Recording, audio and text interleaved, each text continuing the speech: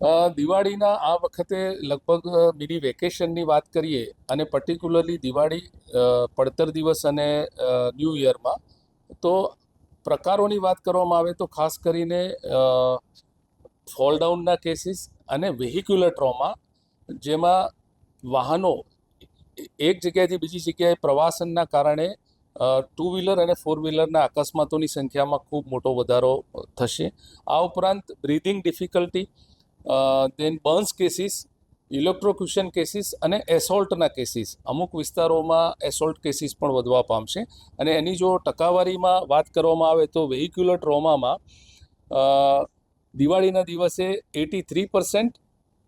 New યરના દિવસે 131% વધારો road અકસ્માતમાં થાય એવી અમારી ફોરકાસ્ટની માહિતી જણાવે છે. અને એના કારણે અમે એવી પણ અપીલ કરીએ છીએ કે જ્યારે પણ ફેમિલી સાથે કે એકલા કોઈ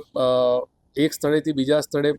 પ્રવાસ કરતા હોઈએ તો રોડ સેફટીના નિયમો અને પોતાની સેફટી માટેની ગેજેટ્સ આપણે અવશ્ય સાથે રાખીએ, જેથી આ જાણીતા મોટા ભયથી આપણે પોતાને બચાવી શકીએ અને આ ઇમરજન્સીની સંખ્યાઓમાં થતો વધારો આપણે ઘટાડી શકીએ. અને આમ છતાં પણ જો કોઈ પણ અઘટિત ઘટના બની જાય તો વિના વિલંબે 108 નંબર ડાયલ કરીને, અને હવે તો ગુજરાત સરકાર દ્વારા 112 નંબરની પણ ઇન્ટિગ્રેટેડ ઇમરજન્સી હેલ્પલાઇન શરૂ કરેલી છે, જેમાં medical, police, fire, disaster, woman safety તમામ સેવાઓનું